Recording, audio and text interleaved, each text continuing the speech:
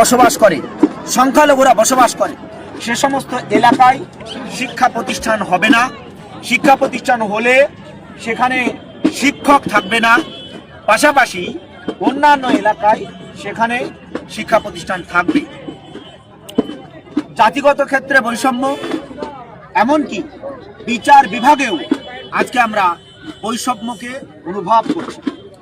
গত 5 বছর থেকে শারজিল ইমাম, ওমর খালিদ, আনিস আহমেদ এরা সবাই জেলের ভিতরে আছে, কিন্তু রাম রহিম সহ এই সমস্ত বাবারা আজকে বাইরে আছে। দেশের সুনামধন্য যে বিজ্ঞানী সোনম ওয়াংচুক সে আজকে জেলে আছে, কিন্তু বাবা রাম রহিম সে আজকে জেলের বাইরে। এই বৈষম্য সমস্ত জায়গায় আমরা অনুভব করি। তাই বৈষম্যের বিরুদ্ধে আমাদের এই আওয়াজ। ভারতের সংবিধানের আর্টিকেল 14, 15, 16, 17 ভারতের প্রত্যেকটা নাগরিককে সমান অধিকার দিয়েছে। তার নাগরিকত্বের অধিকারকে প্রয়োগ করার ক্ষেত্রে কোনো বৈষম্য হবে না, কিন্তু আজকে আমরা দেখছি নাগরিকরা প্রত্যেকটা ক্ষেত্রেই বৈষম্যের শিকার হচ্ছে। তাই দেশের সংবিধানকে সামনে রেখে, সংবিধান অনুযায়ী যে দেশকে পরিচালনা করার দাবি রেখে, অনুচ্ছেদ 14কে আরো মজবুত করার দাবি রেখে আজকে আমাদের এই বৈষম্য বিরোধী সমাবেশ ছিল।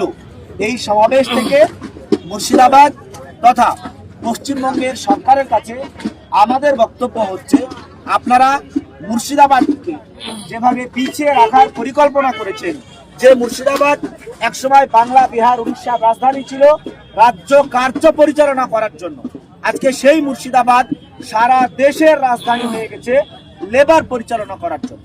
সারা দেশে লেবার সরবরাহ করা হয় এই মুর্শিদাবাদ। ফলে এই স্বাধীনতার মাত্র 80 বছর পার হতেই কেন মুর্শিদাবাদের সঙ্গে এত বড় বৈষম্য হয়েছে তার জবাব চাওয়ার জন্য মুর্শিদাবাদের যে এক সময়ের রাজধানী ছিল যে লালবাগ, সেই লালবাগে আজকে আমরা সভা রেখেছিলাম সরকারকে বার্তা দেওয়ার জন্য। সাগরদিঘিতে সভা করতে গিয়ে বাধা দিয়েছিল প্রশাসন থেকে বিরোধীরা, এখানে নাকি সেরকম বাধা দেয়, এটা কিভাবে দেখছেন? প্রশাসন আমাদেরকে বাধা দেয়নি, প্রশাসন বাধা দেয় না, কিন্তু এই টিএমসির গুন্ডা যারা, টিএমসির নেতা যারা, এই টিএমসির আজকের যারা নেতা হয়েছে, একটা সময় ছিল বলতে কোনো আপত্তি নেই, সিপিএম এর আমলে এরা পাটের ভুঁয়ে বাস করত, এরা জঙ্গলে বসবাস করত, এদেরকে কেউ জায়গা দেয়নি। কিন্তু আজকে টিএমসি আসার ফলে এরা আর পাটের ভুঁয়ে বা জঙ্গলে বসবাস করে না, এরা সবাই চেয়ার পেয়ে গেছে। ফলে চেয়ার পেয়ে যাওয়ার পরে এরা নিজেকে কি না ভাবছে আর কি না মনে করছে, ফলে গণতন্ত্রের কণ্ঠ, গণতন্ত্রের গলা টিপে গণতন্ত্রকে হত্যা করার পরিকল্পনা এই নেতারা করেছে। প্রশাসন প্রথম থেকেই কোনো কোনো ক্ষেত্রে প্রভাবিত হয় সরকার দ্বারা, আমরা এটাতে প্রশাসনকে দোষারোপ করছি।